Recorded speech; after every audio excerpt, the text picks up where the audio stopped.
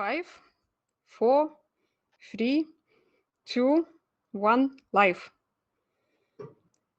Hello everyone, welcome to Digital SME Live, our weekly conversation where we bring you the newest digital SME related topics and discussions.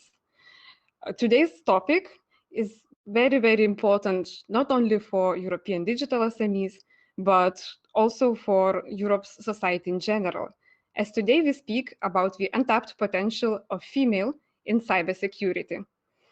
Therefore, today we are joined by our speakers, Gordon Kirstein, who is CEO and in movetech IT solutions, and also Girls in IT initiative, and Nina Hasratyan, who is policy officer in cybersecurity organization, and also the coordinator of Women4Cyber initiative.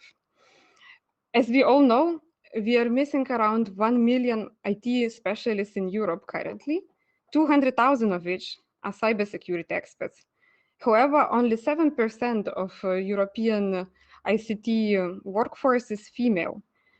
Therefore, we have a huge problem here.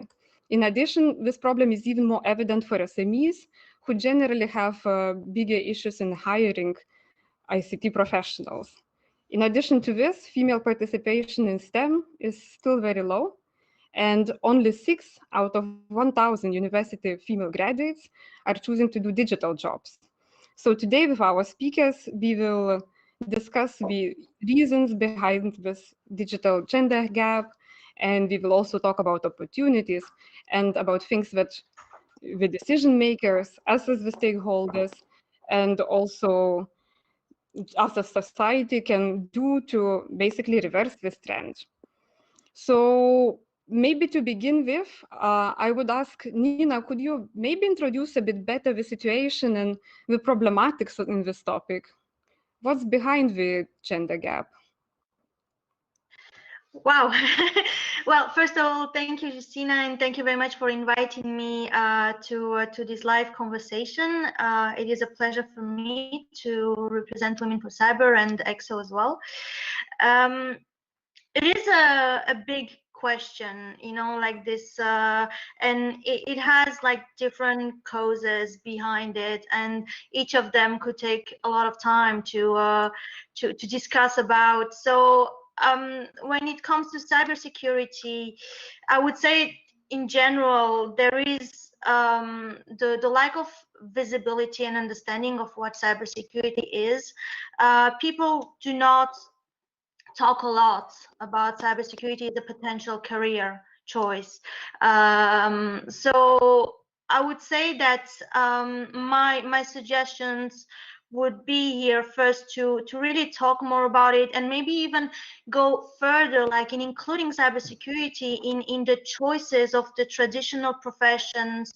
For example, in high school, when teachers talk about potential careers, they mention lawyer, doctor, and any such professions.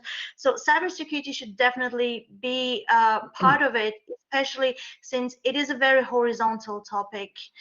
So even these traditional professions can be like included inside cybersecurity because it is touching all types of fields. And yeah, so and when more closely, more directly about the gender gap here, well, it is about, again, these overall idea that cybersecurity requires technical skills. And while it is not necessarily true, cybersecurity, as I said, is a very wide topic that requires a wide range of skills, both soft skills and technical skills. And this is also what we're trying to do with Women4Cyber, to promote this idea, like to aim for gender inclusion and increase and encourage more women and girls towards cybersecurity by showing them the wide scope of skills that are required in cybersecurity. I would even mention very quickly that soft skills such as managerial skills, in which women are quite good, are very much required in cybersecurity and looked for. So here is something we can also think about. Thank you, Gordon. You're a cybersecurity expert yourself. So do you agree with Nina that the skills needed for cybersecurity specialists are really very transversal? So it's not only technical skills, but also softer skills. And do you think there is any gender difference, basically? Do you think that female are lacking any of this compared to men? No, I don't think it at all. It's just not on the radar. That's a problem. And I think we have some certain time frames, and I think that's common knowledge when you get things into kids' heads. And I would say it's between the 7th and 10th grade. There you can address things, and this just doesn't happen.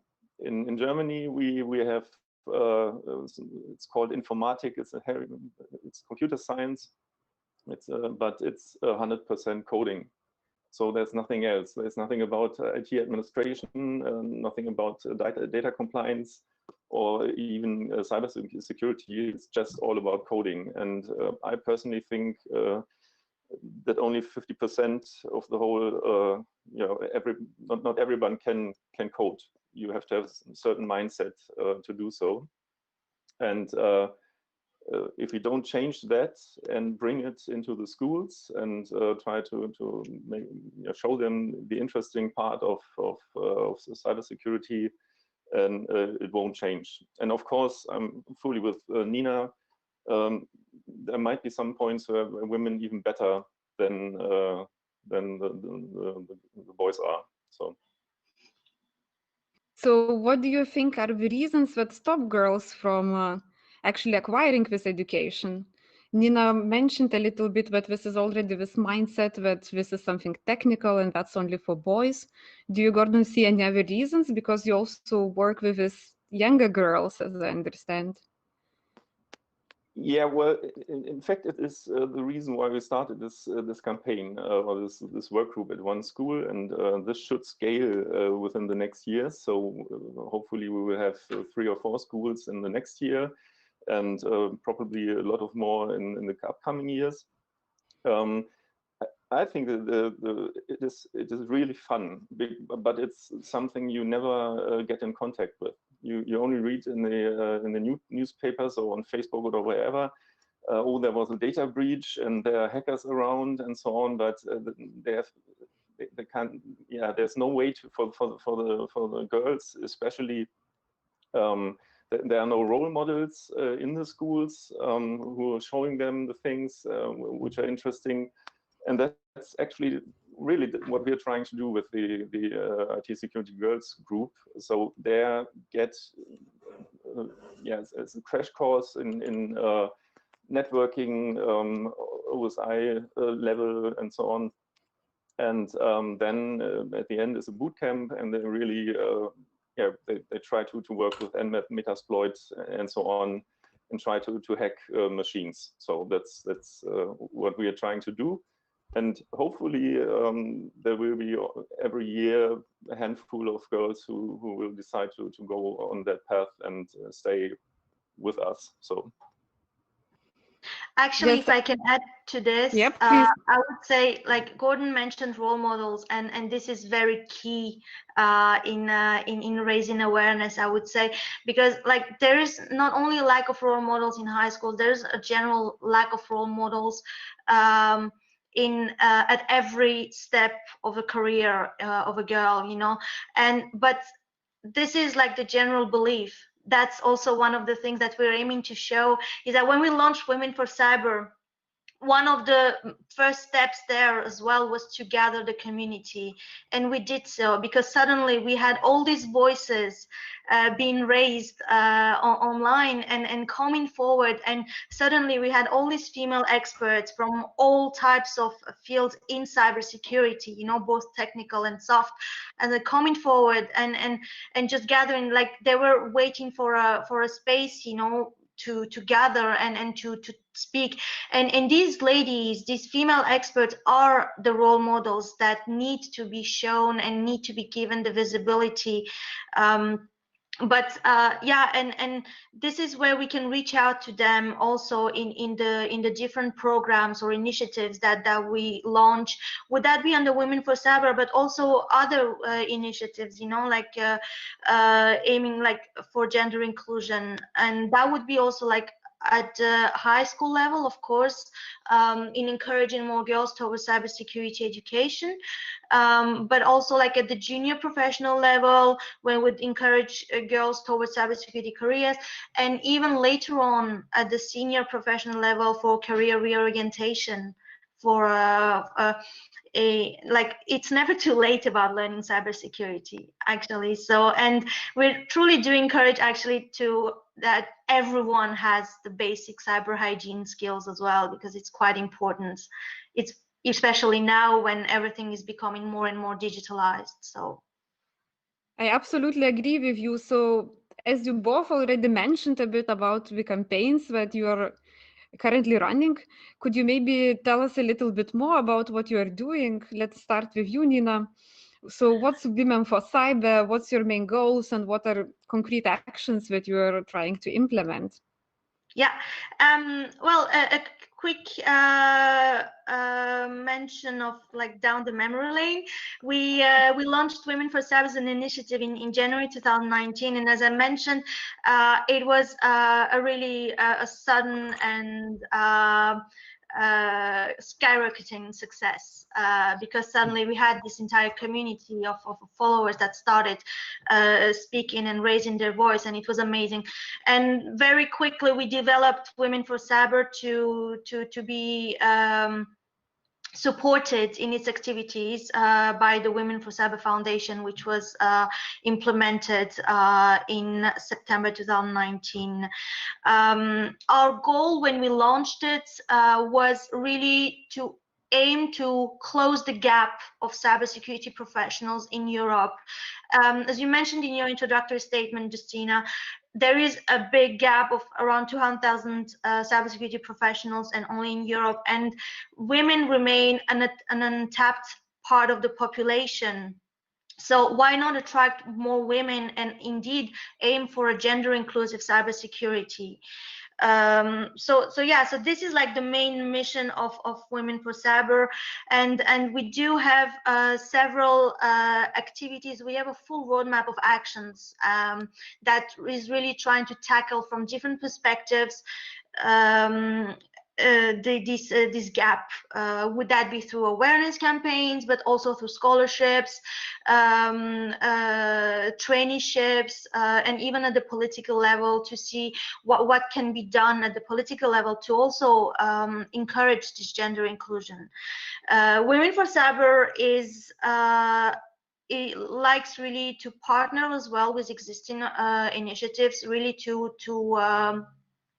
work together in a complementary way. But we also have our own actions, which is here the role model campaign, which we have launched early on this year.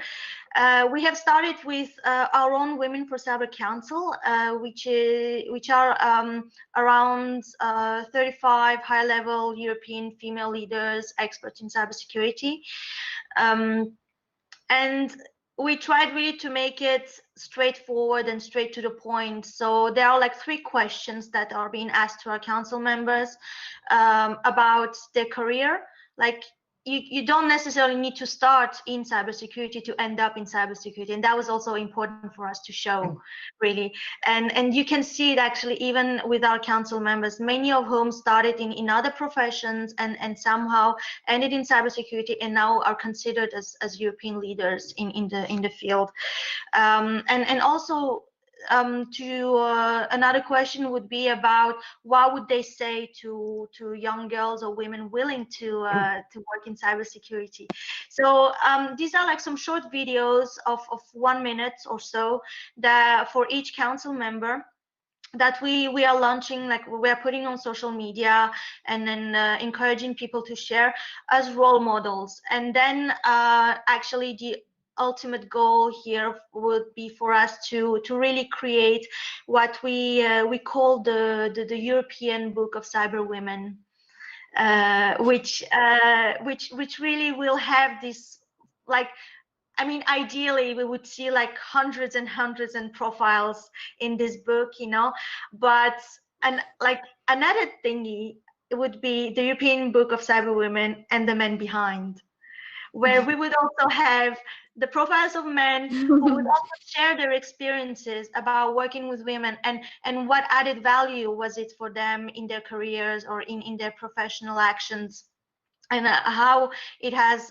helped them, and yeah, so it's really about like opening up and really sharing, and by sharing, showing that we can aim for cybersecurity, gender inclusion, and how profitable that would be. Fantastic, Nina. Really very, very inspiring job that you're doing. We have actually our viewers comment here, which says, great work there, Nina. So really, thank you so much, not only for presenting, but for taking initiative on this. Let me also remind to our viewers, because I see that somebody already asked if they can ask questions. So sure, feel free to ask now, and also during the talk, I will try to address and voice your questions. But indeed, please try to stick to the topic of the today's talk. Gordon, so let's jump to you. Please share with us what about the initiative that you are running? How's this going? What are your goals and activities planned? Well, I sat in the train back to Frankfurt last year in October from the last Digital SME Skills Conference. And I think I had two things in my mind. The one was the number 2030. So whatever we develop there is targeting 2030 or upwards. So that was in my mind. And the other thing was the song Nothing Ever Happens from Telemetry. I don't know if somebody knows it. So, and from that point on, I thought, well, if we as companies don't bring this special field cybersecurity into schools, it will, at least in Germany, they never arrive within 50 years. Yeah, because you would have to take away time from other areas. So what will you take? Music or arts or biology or chemistry? So it's nearly impossible. So I thought, well, we really have to do this from the bottom.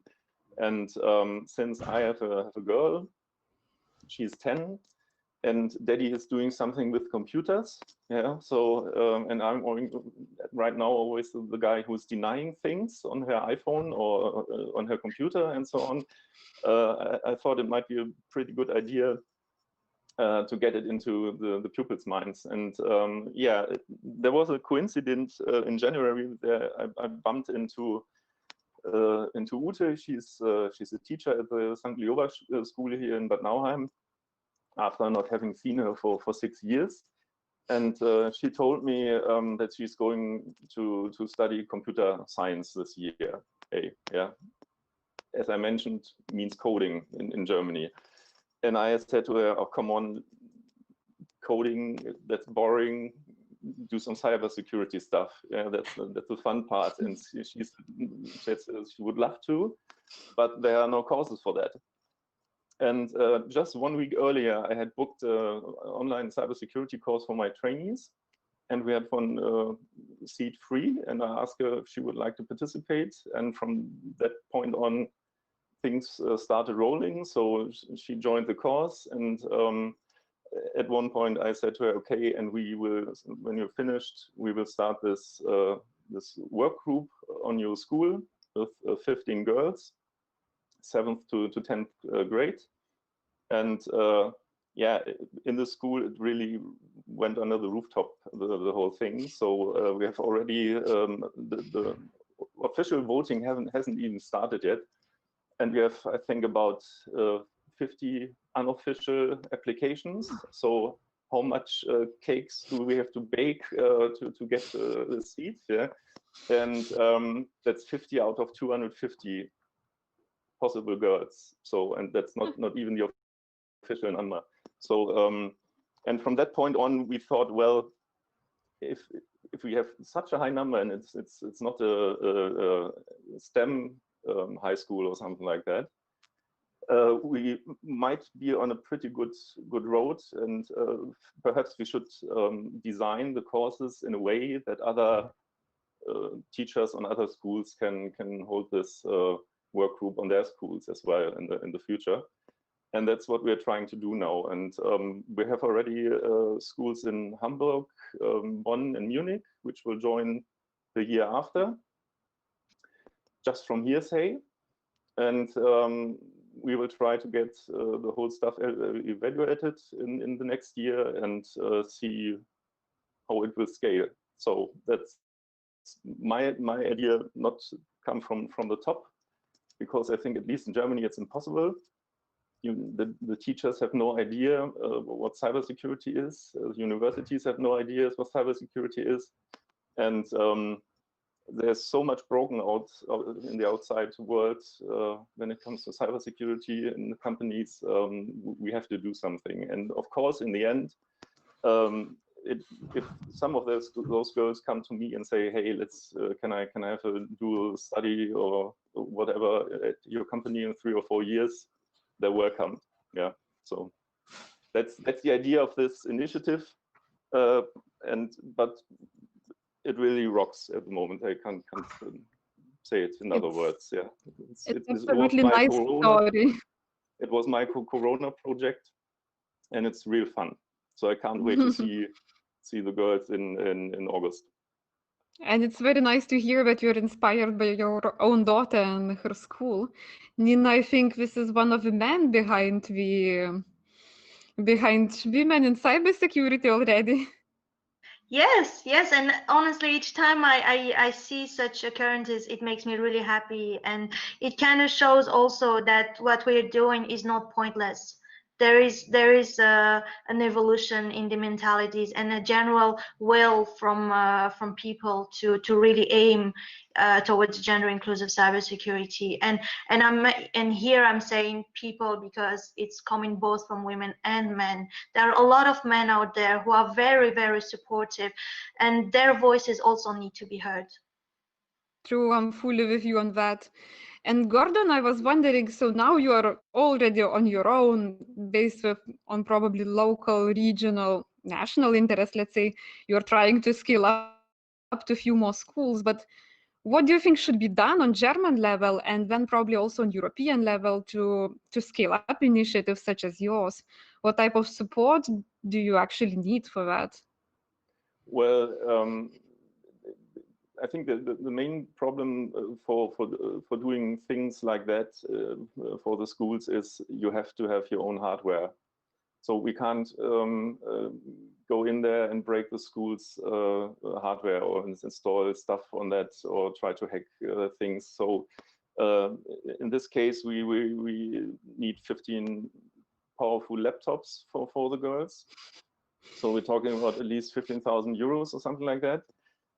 We have one partner guy at HP. He makes us a pretty good price at the moment, but I think that is the greatest problem to get some hardware because of the costs. So then you have to find sponsoring things or something like that.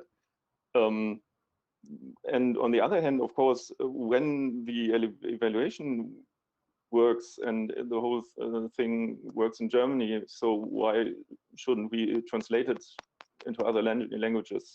So that shouldn't be the problem, yeah, to have it in French or in English or Italian or whatever. So yeah, I think that's, but the main problem is really, of course, you have to train the teachers, or I would say female teachers. It should be female teachers who are teaching this work group. And to have this role model thing. And the second thing is actually to get hardware, and you have to pay for it. That's a major problem. So if anybody from Dell or Lenovo or whatever is watching, or the public authorities who would be able to basically buy it for initiatives such as yours. Yeah. And when I'm wondering if there would be some support for doing this, would you be able to also prepare training with trainer materials? That's exactly what we're doing right now. So we're thinking about a course which will start, I don't know, next to the course we're doing. So, but we have to see is it working. So we haven't even started yet. Yeah, but I think it will work, and I think from January on we will train the teachers from the other schools in Hamburg and Bonn and so on. You have to do it in small chunks because it's such a new area for them as well. Yeah, so they have to learn networking, OSI levels, and so and all that stuff. So you can't say, hey, we do this in 1 week. Yeah, 8 hours a day. You get technical training. That's something what we're planning to do. And of course, we know the headmasters of these schools pretty well. So there must be a lot of conversation afterwards. Is it working? Do they understand what we're training them and so on? And yeah, hopefully from then it will work as an online course or something like that. We will see. We are completely open. So at the moment. Great, thank you.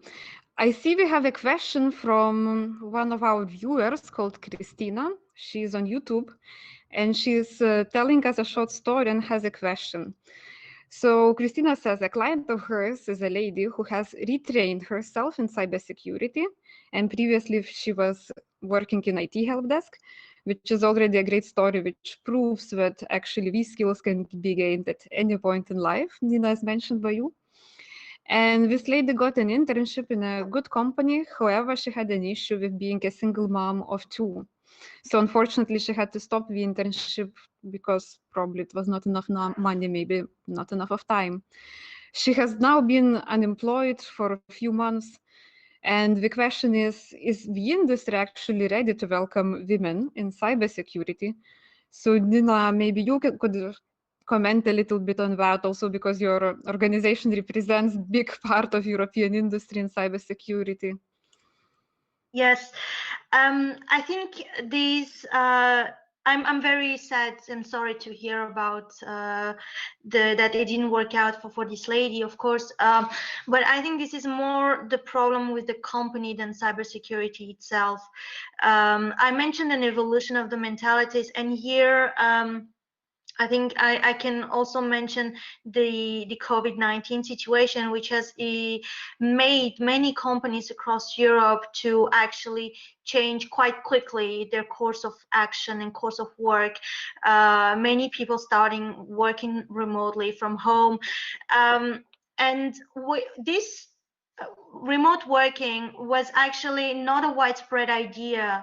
Like, it existed, sure, but it was a little bit frowned upon before, because companies were really insisting on having people like on the spot, like being physically present in the companies.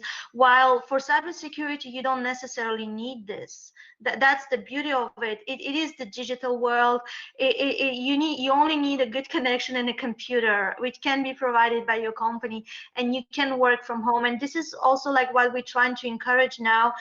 Actually, Women4Cyber has published a short article very recently, written by myself and a colleague of mine, where we talk about this the society that is like emerging from the post-COVID-19 era, where there is a new model and where digital is more present than ever. But like with digitalization comes cybersecurity risks as well. You know, like cybersecurity is really important, and showing that a work-life balance is possible, especially, yes, for mothers, or like in general single parents, that can be men and women, you know, who need to take care of their families, who also can work from home. And this is not restraining. It shouldn't be restrictive, you know, like it shouldn't be one or the other. And that's what we also have been trying to showcase, and it's becoming more visible because of the COVID-19 situation. So it has been a terrible period, but I would say that this is like one of the most positive outtakes from the situation, that's showing that working remotely is okay and it actually works. Yes, we really wish. From my point of view, I can just add, when you're doing things like pen testing or some other security checkups, where you're sitting, that doesn't matter. Yeah, you can even be on an island, having a beer, and even for because you just have to finish the project, and I don't care when it's done. Apart from the point that the customer says, yeah, we want this tested in this time frame.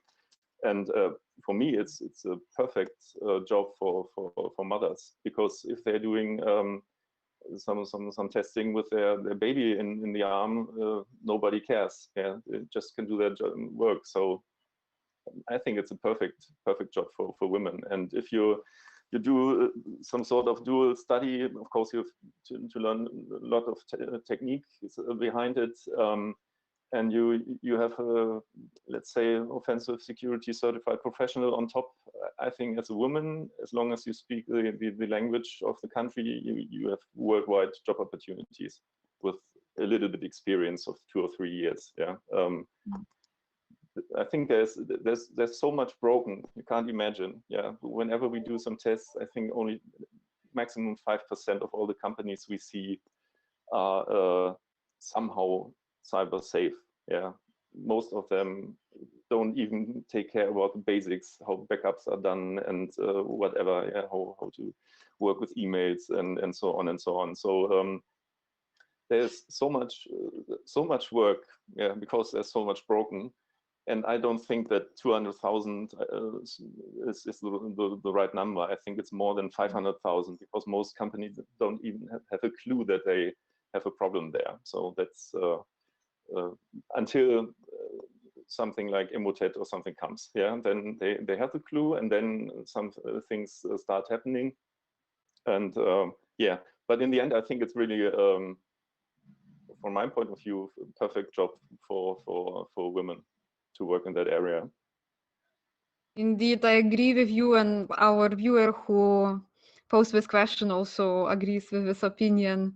And we just hope that friend of a viewer will be able to find her job in cybersecurity very soon.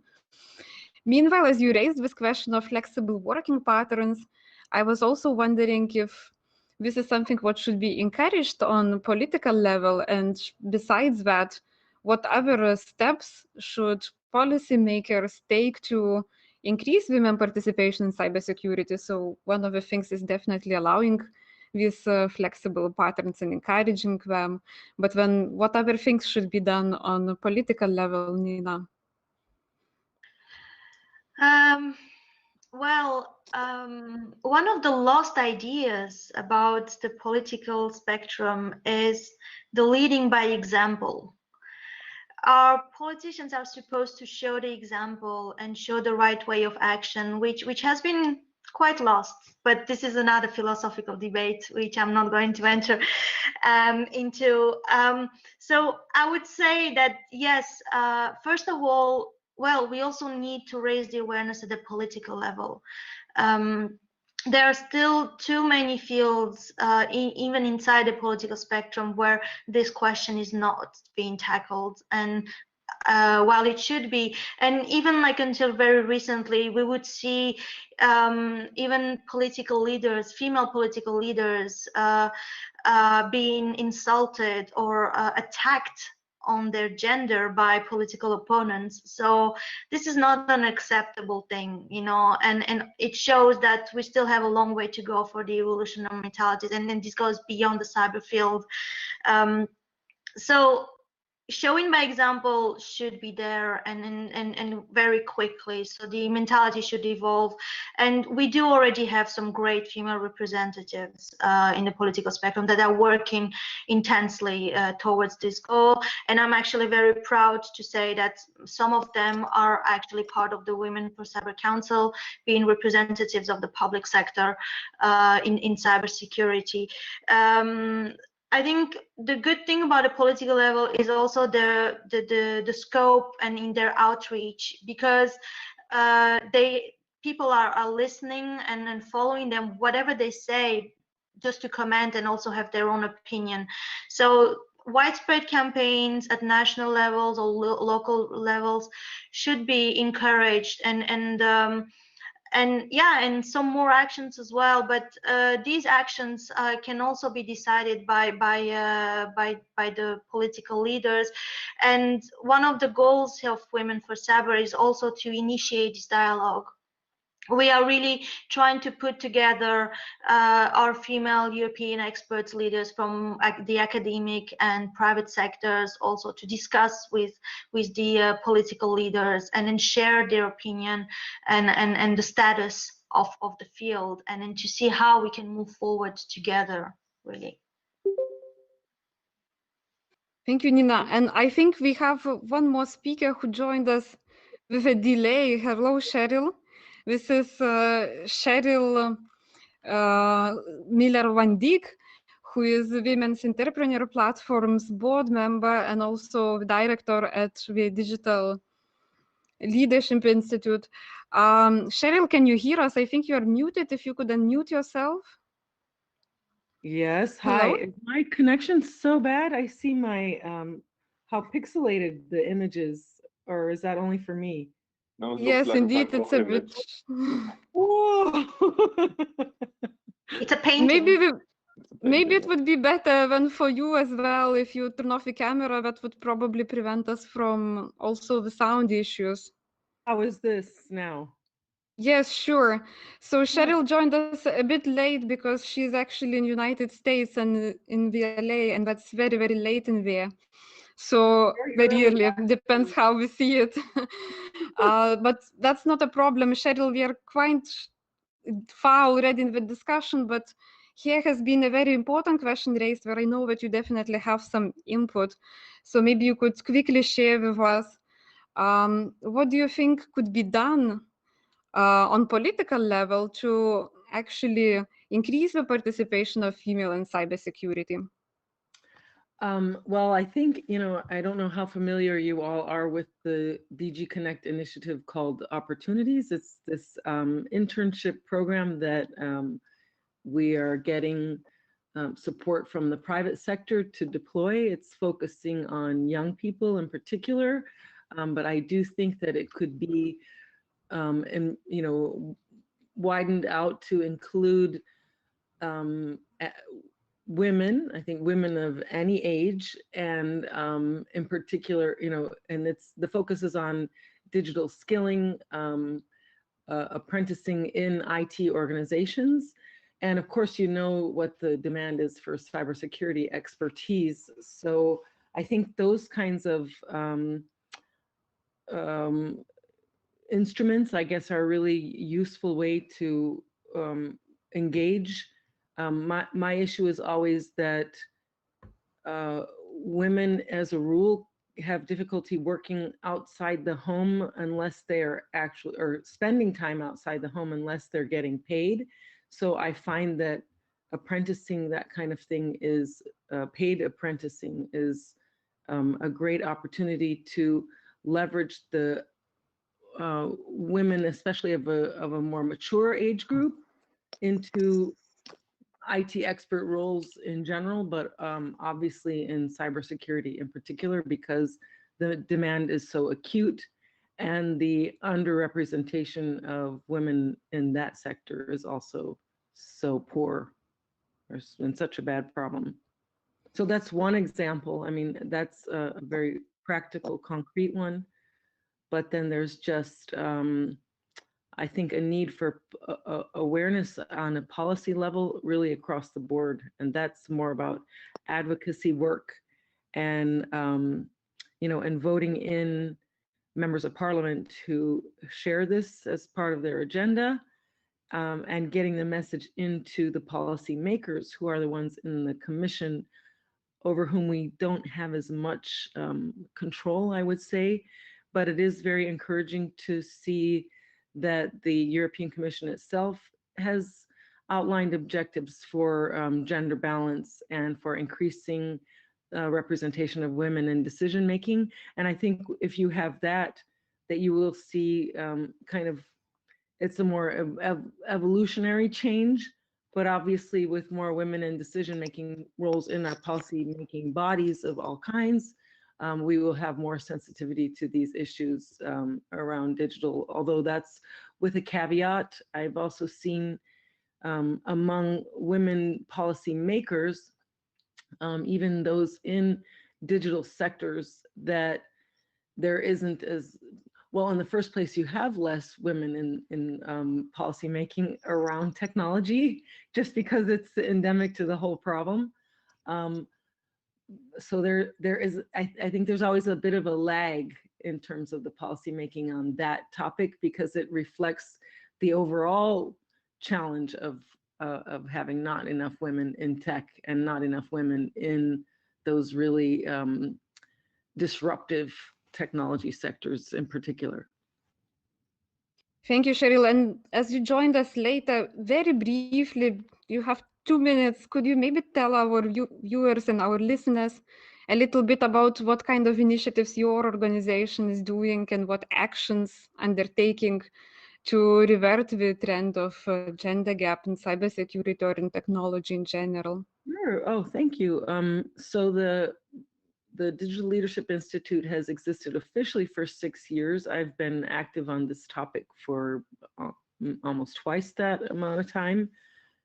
So we do everything from advocacy to really hands-on grassroots initiatives focusing on increasing skills, in particular in these disruptive areas, but also initiatives that are aiming to increase participation of girls in STEM, so really at a younger age, and kind of all through, you know, what we call the leaky pipeline, where we see girls and women falling out of technological fields, whether it's in the study of tech or in the actual working in the tech sector. And with the work in the tech sector that you see, even if they do get a computer science degree or they study areas like cybersecurity, that they don't stick around long term. So whether if they're researchers in academia or if they're working as technologists in the tech sector or in technology organizations, that they have a lower retention rate than men. And that's simply, I think, a symptom of the issue that women are so acutely underrepresented. So we're really active on kind of all the major breaks in this so-called leaky pipeline, all the way through the life cycle of an individual female, with differing levels of success, and with a particular focus on increasing the number of women tech entrepreneurs, because that's really where all of the challenges come together. Underrepresentation of, you know, of women in cybersecurity, but also computer science studies in general. Underrepresentation of women in startup also, and of all ages. So our initiatives also really target mature women. We do have an apprenticeship program that has had some fits and starts, yeah, also to encourage more girls and women to study areas of disruptive tech, whether that's through formal education or through programs like our own, and more broadly, you know, this informal education sector, which I think is kind of the secret sauce, you know, and where we'd really like to get more support from policymakers to see these kinds of initiatives flourish and be sustainable. Thank you very much. I think initiatives like yours could also be an answer, because previously we have one person commenting about the lady who got retrained, upskilled in cybersecurity, and then she is a single mother, so she lost the opportunity to work full time, and she lost the internship she had. So maybe in opportunities like yours, she could actually join some programs provided by your organization. And then we have also viewer here who is saying that it's really great to hear all the things that you are doing.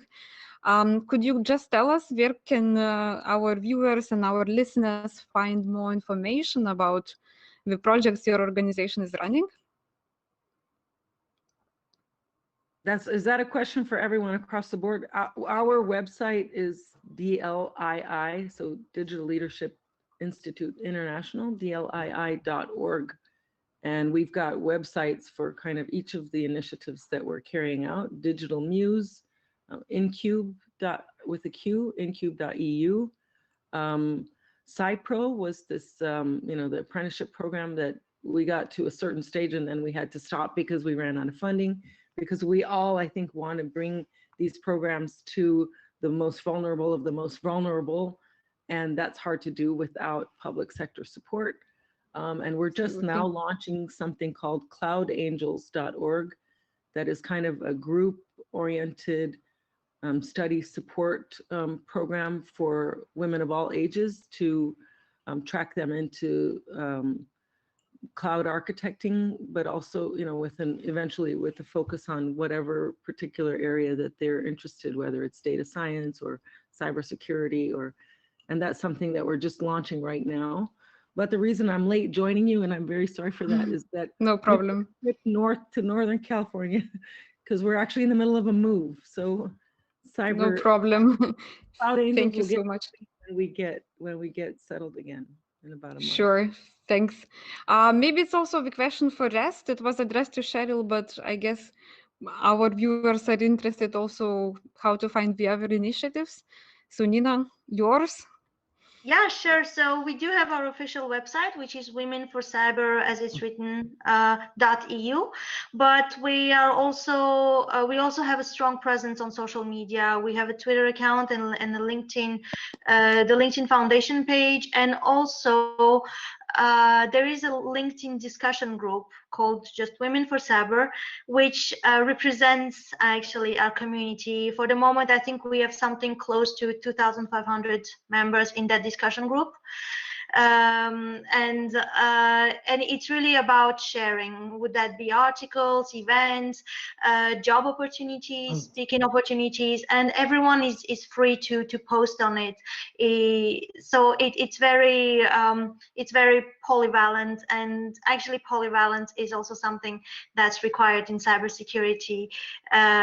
This is like, you need like to be adaptable and flexible. So this is something to add up to what Cheryl said. And I would say that startups, even like cybersecurity related startups, would be the best place for a woman to start a career or to work in, because obviously startups don't have a lot of human resources, so everyone has to work on different things, so being polyvalent, and this is a skill that, I mean, allow me to be provocative, but women usually are better than men. And please, Gordon, tell me if I'm right or wrong. I'm fine with that. Okay, Gordon, thank you. gentlemen. I hope I don't get burned by the internet for this comment. But yeah, so polyvalent is a great skill, and you definitely need it if you work in cybersecurity. So, and startups definitely need it, and startups are really the ones like pushing for the European economy, for the cybersecurity. So it's also about the future of Europe in that field. Yes, I absolutely agree. Future and digital sovereignty of Europe. Gordon, I will ask you if there is already some website for your initiative, but also let me raise change the last my question. name. There you Of can course. see the URL. So, but also let me raise the last question before we go to final statements, which comes from our viewer who is nicknamed the Incredible Hulk. And he says that, Gordon, you mentioned that for cybersecurity, people do not necessarily need to learn coding. So what kind of skills are exactly needed then, precisely? Well, of course, you shouldn't run away if you see a computer. That's important. To work on the command prompt, not only with the mouse and nice things is good, but I think you have just to enjoy new technologies and must like the idea of lifelong learning. That's very important because things change in that area pretty quickly sometimes. You should have some good analytic thinking skills. Yeah, but you don't have to be obsessed by computers or something like that. That's not important. Yeah. So, and of course there are cybersecurity experts who do some reverse engineering code and that stuff. Of course, it's good if you have those guys as well. But we are doing infrastructure tests, and so yeah, you should be able to write a few scripts, but not. You don't have to study coding for that. Yeah, that's not the point.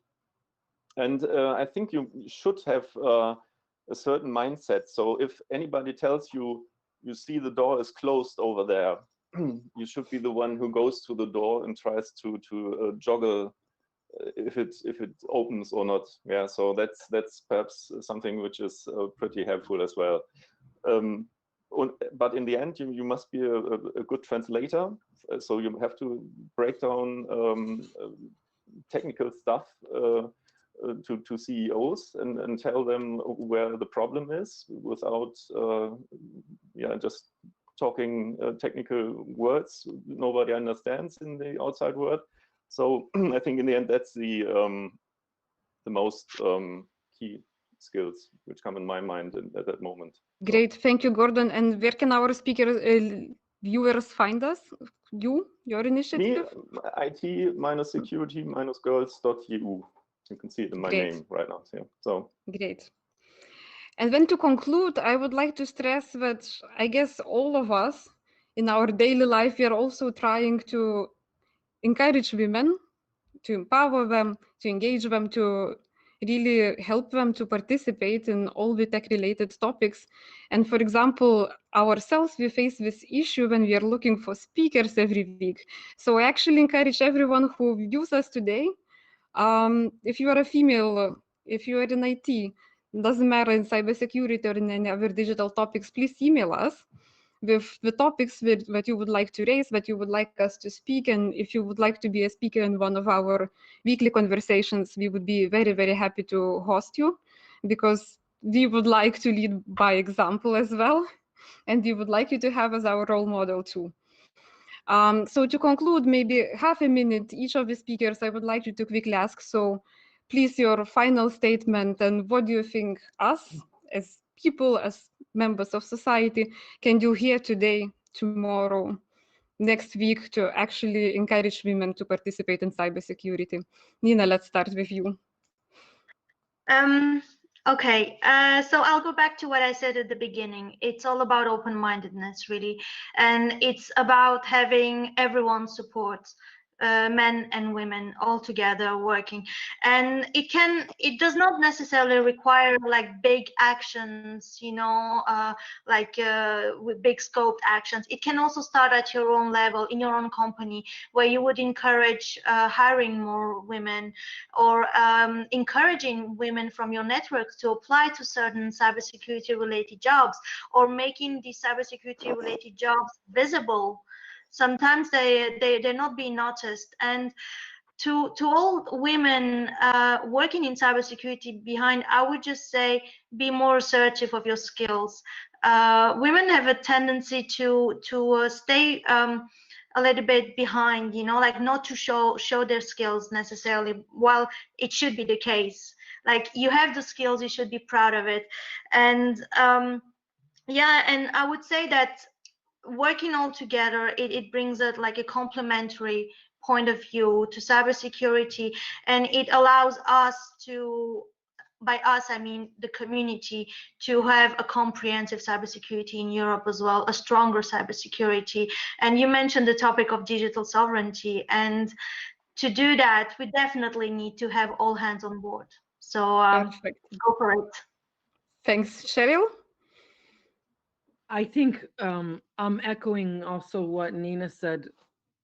To get more women in cybersecurity, there's a very simple answer, and that is hire them. I don't care what level of experience, I don't care what level of, quote, expertise. All of those arguments that my illustrious colleagues on this panel have shared are great reasons to increase diversity in these really important fields. And I believe any random woman, girl off the street, literally can bring a perspective to this discussion that is severely lacking today. There's some other key things that our other panelists mentioned. I think skills, of course, community is something I find very important because of, to create the edge of the wedge, but to the wedge itself means pure numbers. We just don't have enough people in these sectors, let alone women. And the way to make it sustainable is actually because of, I think, more than a lack of, that's where I'll actually bite, Nina. I don't think that it's a question of women not speaking up. I think we don't speak up enough, it's true, but we're actually socially educated to be more empathetic and to listen more. So we're also told kind of pretty consistently from a young age that we're second-rate citizens. So in everything that we see and hear and do, it is emphasized that our girls of the age of 6 understand that they are valued less in society, and that has a pretty significant impact on your self-confidence. So we learn systematically by not being in the headlines, not being in movie stories, even dying in the first 5 minutes as a short circuit to character build the male lead of the program, this kind of thing. So yeah, we start from a position of being told pretty consistently from a very young age that we're not as valued in society. So this has its effect in terms of self-confidence down the road, in particular around these strategic, innovative areas of science, technology, engineering, and mathematics. And so there is a self-confidence issue that is really best, optimally addressed by having initiatives that are specifically female focused and that focus not only on the skills and education that are critical, mentorship, et cetera, role models, but also on building community. So that's really about the wedge. And this is where we really need systemic, long-term, sustained support, because as I shared with Justina in the prep for this call, we don't have that. These are initiatives that you started today, that Gordon started today, that I started today. And when we run out of steam and when we run out of resources, these lovely things that we're doing that are very, very important are going to be over. And it's very tragic. This has been what has happened, what is happening, and what will continue to happen until we have long-term strategic investment in this area in particular, in cybersecurity in particular, but without, and really focused on that community development aspect where we really can see over time that those numbers are actually increasing. And unfortunately, as long as I've been doing this for 10 years now, I have not seen the situation improve. So I'm very skeptical, but extremely optimistic, like all of you. Optimistical too, yes. We hope, Cheryl. Thank you.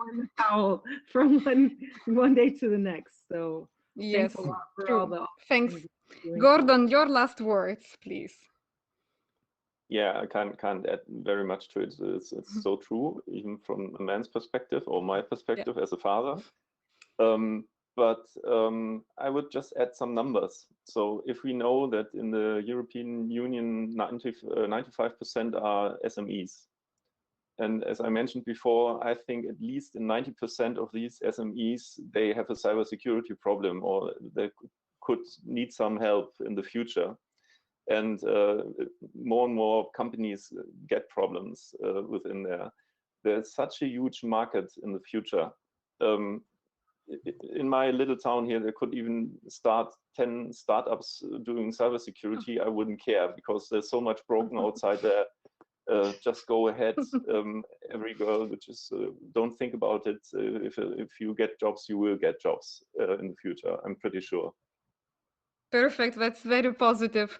With this very positive note, I would like to conclude our today's episode, Digital SME Live, on untapped potential of women in cybersecurity. And a recording of this live stream will be made available immediately after we're offline. And you can find it in all our social media channels and YouTube. And also, if you have any suggestions for your topics, or would you like to join our conversation, please email us at live@digitalsme.eu. Thank you so much for all our viewers and for our speakers. I'm Justina Beliauskaitė. Goodbye. Bye. Thank you. Bye. Bye.